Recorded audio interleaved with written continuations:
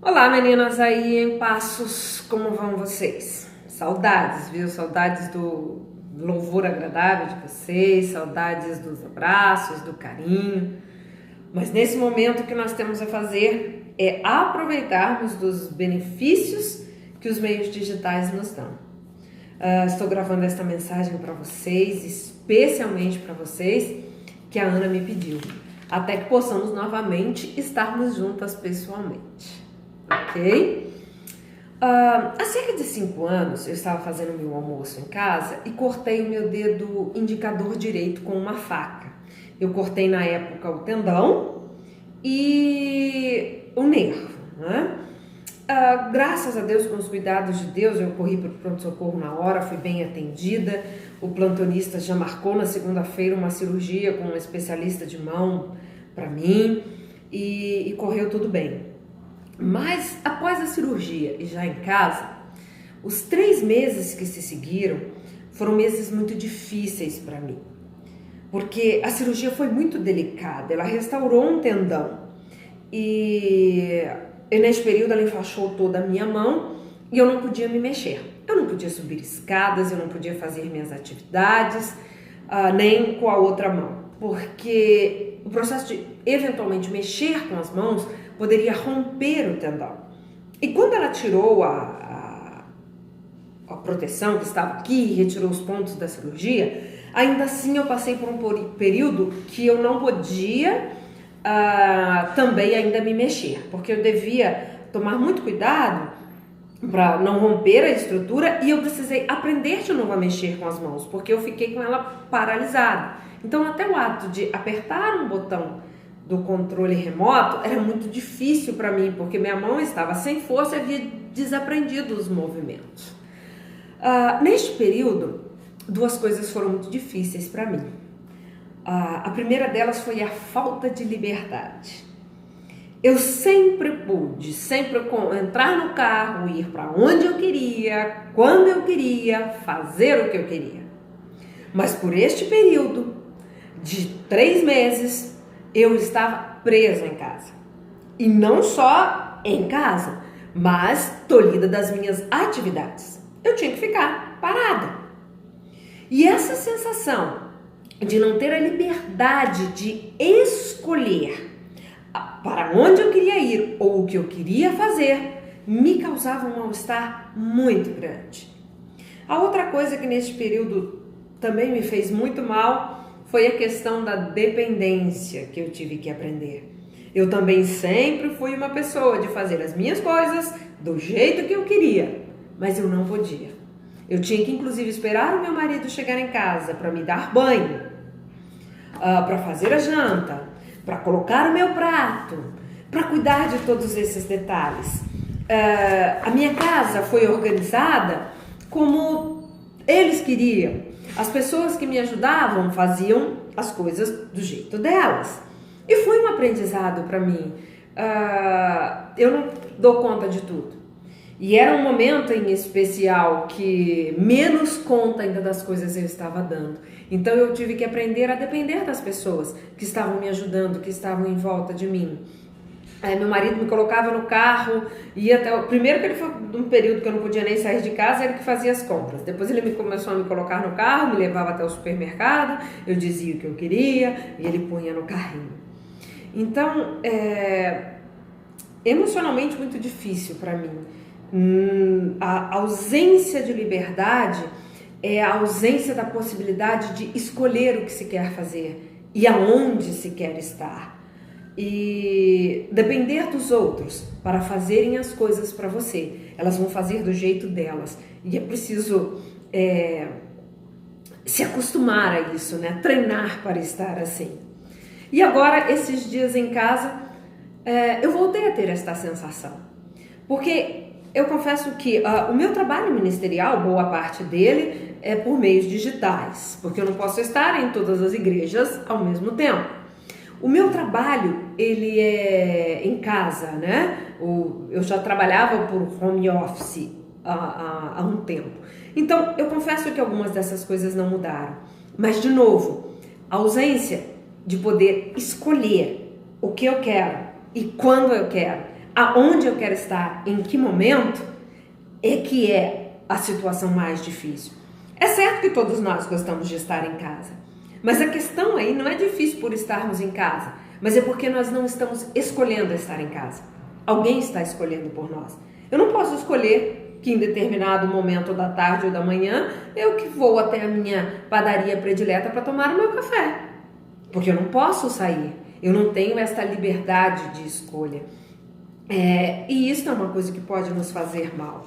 E pensando nisso, me veio à mente um versículo que está lá em Gálatas, capítulo 5, versículo 1, que é o que eu queria que nós pensássemos aqui nos próximos 5 minutos. Ele diz assim: para a liberdade foi que Cristo nos libertou. Permanecei, pois, firmes e não vos submetais de novo a jugo de escravidão. Paulo vai falar nesse trecho aqui de Gálatas, que vai do versículo 1 até ali, mais ou menos do versículo 15, ele vai estar fazendo referência à liberdade com relação à lei mosaica. Estava tendo uma discussão sobre os Gálatas que estavam querendo de novo trazer para o meio deles a circuncisão. Aí ele vem dizer, isso é um aprisionamento da lei de Moisés. Mas eu não quero entrar nessa discussão. Eu quero ficar nesse versículo 1 que fala que foi para a liberdade que Cristo nos libertou, porque às vezes nós nos deixamos aprisionar, nós nos privamos de fazer escolhas com relação a algumas coisas. O pecado é a primeira delas. O pecado nos aprisiona. O pecado nos impede de escolher livremente o que queremos fazer com a nossa vontade. Mas não só o pecado, porque a gente geralmente quando fala que Cristo nos libertou, ou nos libertou do pecado, a gente caminha por esse lado. Mas o que eu queria chamar a atenção na nossa reflexão nesse momento é que muitas outras coisas podem nos aprisionar, mesmo estando nós livres do pecado através do sacrifício de Cristo, mesmo que estejamos vivendo uma vida de comunhão com Deus diariamente e na igreja. Existem coisas que podem nos aprisionar, como medos, mágoas, tristezas, solidão, traumas. São estas coisas que nos tiram a liberdade de escolha. Às vezes, nós deixamos de falar com algumas pessoas porque nós temos mágoas enraizadas no nosso coração. Às vezes, nós deixamos de fazer coisas ou ir a lugares porque existem alguns medos que aprisionam o nosso coração. A solidão, a timidez, às vezes nos impede de fazer certas coisas porque elas estão enraizadas no nosso coração, estão nos aprisionando, estão colocando correntes em nós. E aí não é por vontade própria que nós deixamos de fazer algumas escolhas, mas são esses medos, esses traumas, essas mágoas, essas tristezas que estão nos obrigando a agir de determinadas formas. E aí em que situação que nós nos vemos? Tolhidos de nossa liberdade. Não somos completamente livres, porque as nossas escolhas são guiadas por essas cadeias, traumas, medos, solidão e etc. que eu mencionei aqui. Mas eu queria dizer para você o seguinte: para a liberdade foi que Cristo nos libertou. Deus não criou você e mais, Deus não se sacrificou na cruz para que você vivesse aprisionada por estes medos, por esses traumas, por essas angústias, por essas mágoas. Você precisa se libertar disto. Porque Deus, com o sacrifício dele na cruz, ele trouxe um pacote completo.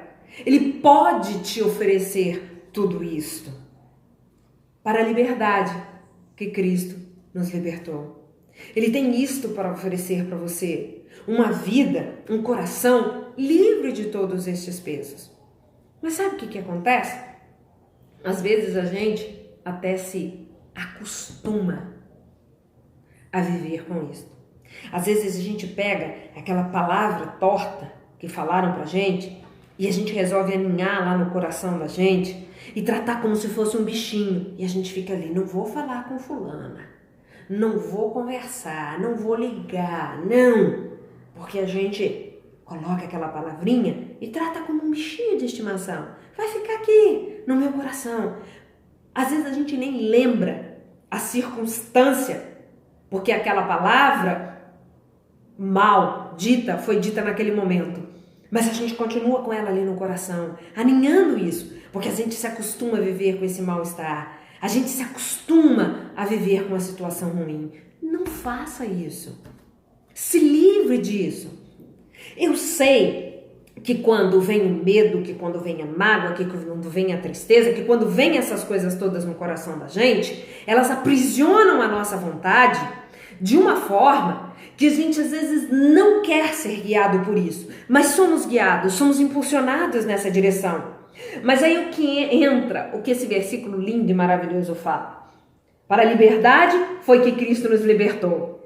Mas Paulo continua: não vos submetais de novo a jugo de escravidão. Essas coisas entram no nosso coração e querem guiar a nossa vontade. Mas cabe a nós, é decisão nossa, não deixarmos, não ficarmos aprisionados por essas coisas. Passa pela nossa vontade decidir que nós queremos estar livres dos medos, das mágoas, das tristezas, desses traumas que nos aprisionam. Porque quando nós decidimos que nós não queremos estar aprisionados por estas coisas, é que nós começamos a tomar atitudes em direção à liberdade para a qual Cristo nos chamou. Atitudes de estar com o joelho no chão, dizendo: Deus, tira isto do meu coração. É orar e dizer: Senhor, eu quero conceder o perdão. Trabalha em mim o perdão. Eu preciso perdoar. Deus, tira este trauma do meu coração. Deus, me livra do pavor que me aprisiona. Tira este trauma, essa tristeza. Trata comigo, trabalha comigo. E se for o caso, Deus inclusive vai orientar profissionais para te ajudar. Vai colocar pessoas no seu caminho para te trazer as palavras, para te trazer a forma de solucionar, de se ver livre disto. Deus não te chamou para estar aprisionada por nenhuma destas coisas, não só pelo pecado. Livrar-nos do pecado foi o bem maior que Cristo trouxe conosco na cruz, quando morreu na cruz por nós e quando ressuscitou. Mas ele trouxe também com ele a liberdade de poder escolher, de poder querer estar com as pessoas que são importantes para nós, que nós amamos. E se você continuar lendo Gálatas aí, aproveite para isso, ele fala que é nosso dever amar ao próximo. Porque nós temos que estar com o coração livre, livre de qualquer preso. As nossas atitudes, seja com o nosso marido, seja com nossos filhos e com nós mesmas, elas não podem estar guiadas por pesos que estão no nosso coração. Elas precisam estar livres e Deus pode te dar isto. Mas você precisa decidir que você não quer viver mais com estas correntes. Para a liberdade foi que Cristo vos libertou. Não vos submetais de novo a jugo de escravidão. E aí eu quero seguir um pouquinho mais, porque eu falei que além de liberdade, o que também me provocou um tempo muito triste foi aprender a depender das pessoas. Foi aprender a depender da ajuda que elas estavam me dando. Foi aprender a depender delas fazendo coisas por mim. Mas eu aprendi que a dependência dá bons resultados. Porque a gente precisa das pessoas. A gente não vive sozinho. A gente não consegue. É bom poder ter pessoas para contar. Mas sabe com quem é bom poder contar também? Com Deus. Dependa de Deus. Não é só nesse momento que eu estou falando de crise, não. Mas aprenda a depender de Deus. Aprenda a depender da opinião de Deus para as coisas que você tem que fazer. Sabia que Deus te dá liberdade, né? De você fazer o que você quiser, Ele te deu o livre-arbítrio. Você pode decidir o que você quer fazer, o que você quer comprar, aonde você quer ir, aonde você não quer ir. Mas quando você resolve entregar essa liberdade de escolha voluntariamente na mão de Deus, pedindo a Deus a opinião dele, Deus, o que o Senhor quer de mim? Como o Senhor quer que eu faça? Como eu devo fazer? Como eu devo tratar com isso? Como eu devo seguir aqui? Pedir a orientação dele, pedir a participação de Deus em todas as coisas que você vai fazer ou para onde você vai caminhar, é bom demais. Precisa aprender a ter esta dependência de Deus. Mas depender de Deus significa deixar Ele fazer do jeito dele. Não é pedir que Deus faça do seu jeito, mas é dizer, Deus, eu estou aqui esperando que o Senhor fale, não o que eu quero ouvir, mas que o Senhor fale o que eu preciso ouvir. Que o Senhor venha, intervenha na minha vida, nos meus relacionamentos, nas minhas escolhas, do seu jeito. E nós precisamos treinar para fazer isso.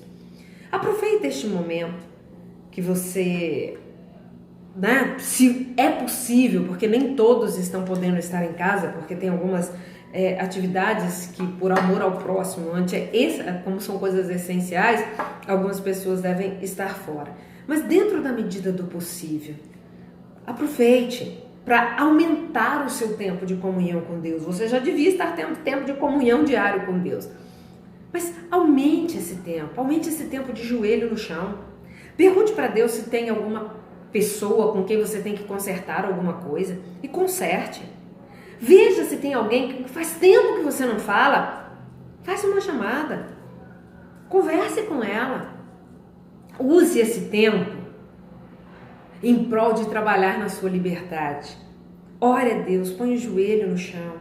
Clame a Ele porque Ele vai te ouvir. Clame a Ele porque Ele vai te socorrer. Eu gosto muito dos Salmos e eu tenho lido nesse momento os Salmos, porque seja Davi ou seja os outros autores, eles sempre têm essa característica. Quando eles trazem mensagens de alegria e tal, mas quando as mensagens deles são de dor e de sofrimento e de tristeza, eles vêm no Salmo, olha Deus, estou sofrendo, olha Deus, estou triste, Deus, o Senhor vai continuar pesando a mão sobre mim. Mas cada um desses salmos termina sempre com, eu sei em quem tenho crido, o meu Deus é poderoso, porque se afliges dentro de mim, a minha alma, espera em Deus, pois ainda o louvarei. Ele sempre sabe, quando ele derrama o coração dele, que ele tem um Deus que está ouvindo, que está atendendo às necessidades, que está produzindo o melhor para ele. Confie em Deus. Abra o seu coração para Deus. Coloque para Deus as coisas que têm te aprisionado e clame a Deus pela liberdade dele. Dependa de Deus. Entregue a Deus a forma de fazer. Entregue a Deus o momento de fazer, que Ele vai te socorrer. Ele vai te dar o caminho, Ele vai te dar a direção e Ele vai te ajudar neste processo de se livrar das suas cadeias, de estar em liberdade. Que Deus abençoe você, cuide de você neste momento e em todos os outros, porque nós sempre precisamos do cuidado de Deus. Deus abençoe.